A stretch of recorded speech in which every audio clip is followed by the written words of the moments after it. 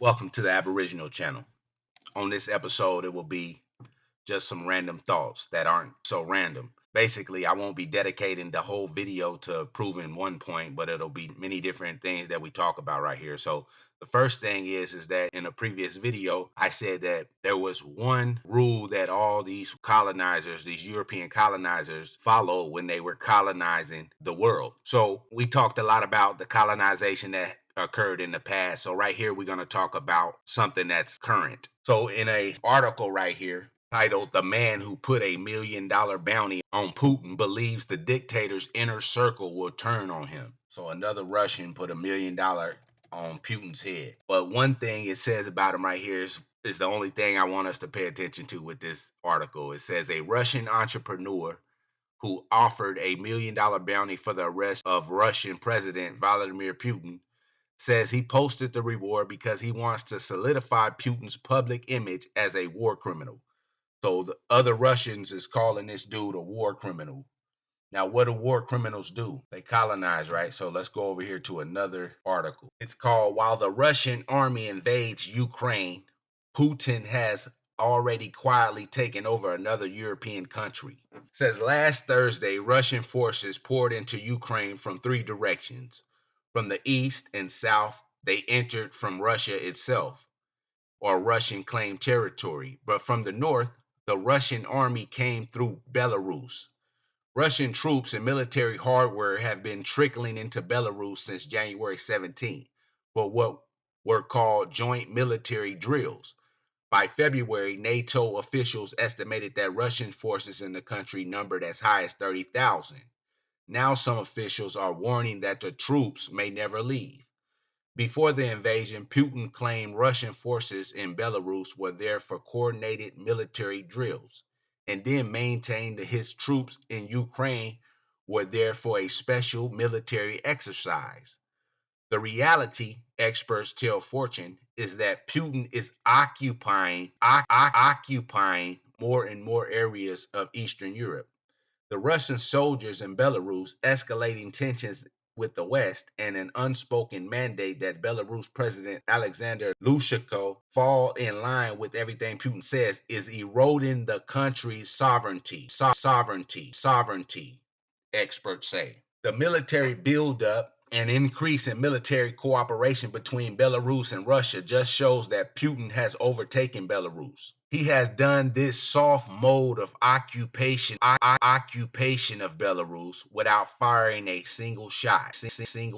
So Putin took over Belarus by occupying it with his military, and they saying it's eroding the country's sovereignty. They said he basically completed this soft mode of occupation without firing a single shot.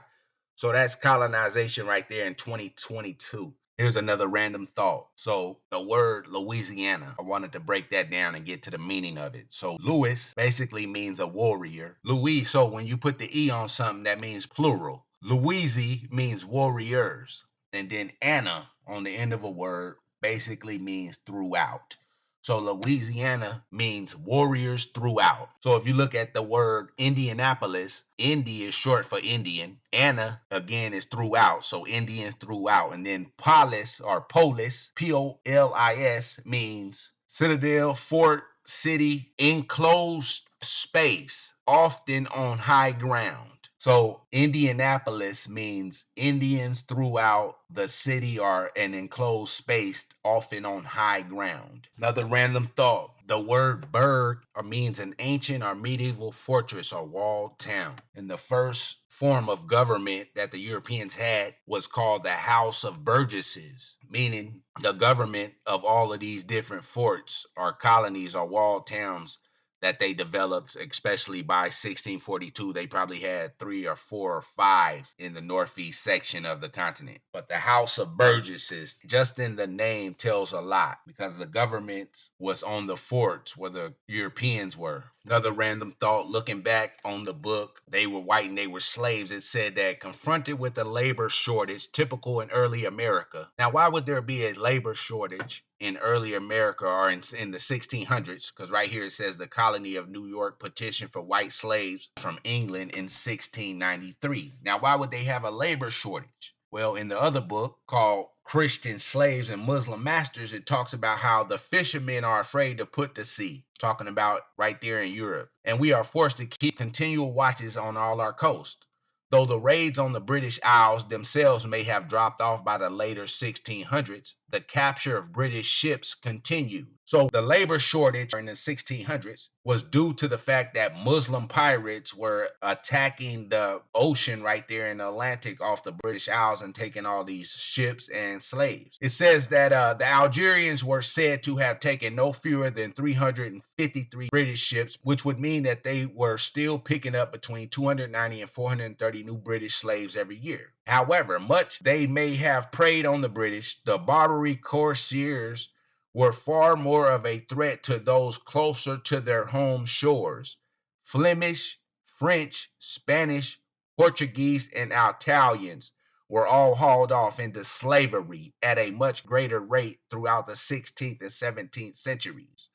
So, 16th, 17th century, that's the 15th and 1600s, when they said they were bringing over all these so-called Africans, when really they weren't, especially the Spanish and Portuguese, who were definitely being targeted by the Muslim pirates. Another random thought is, in a previous video, we talked about how in the 1580s, Pooh fam was over there colonizing the Irish, or the so-called Irish, people by the name of Desmond. And I always wondered if those people that the Queen planned to stamp out the rebellion of were Aboriginal people. So right here in the book, it's talking about how some indentured slaves were treated better than others. It says some indentured slaves were treated kindly. In 1657, a planter bequeathed to his servant Desmond O'Doyle my best suit of clothes and my best hat, plus 6 months off if he proved a dutiful servant to the departed one's wife. So Desmond O'Doyle, both names are of Irish origin. The name O'Doyle is Irish, meaning Dougal. Dougal means a black stranger.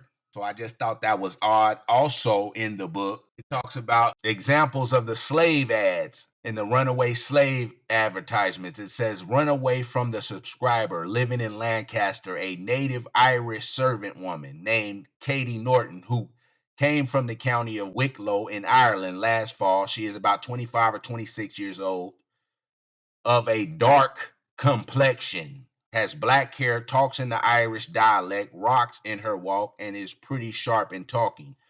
So this woman had a dark complexion, but was an Irish servant woman. So I don't know exactly how the whole thing in Europe went, but I know that for sure some of the Aboriginal people over there were enslaved and brought to the colonies in the Americas.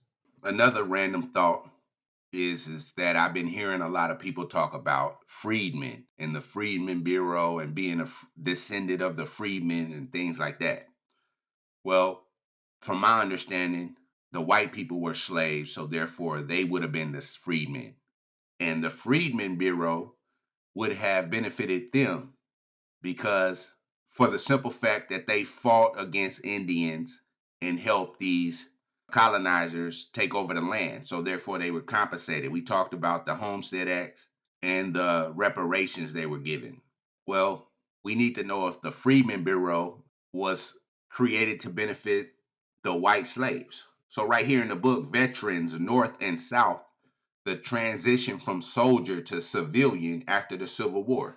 It says the Yemen farmers and planters plowed the land, rebuilt their holdings, married, raised families, and frequently stayed close to their antebellum homes, judging in their later years that they had done well with their lives. They suffered from bad weather and bad crop years on top of the destructive legacy of the war. During the early years of Reconstruction, the poorer among them might have received provisions through the Freedmen's Bureau, through the Freedmen's Bureau, and their states. So these poor white Yemens who fought in the war received provisions through the Freedmen's Bureau. It says the poorer among them might have received provisions through the Freedmen's Bureau.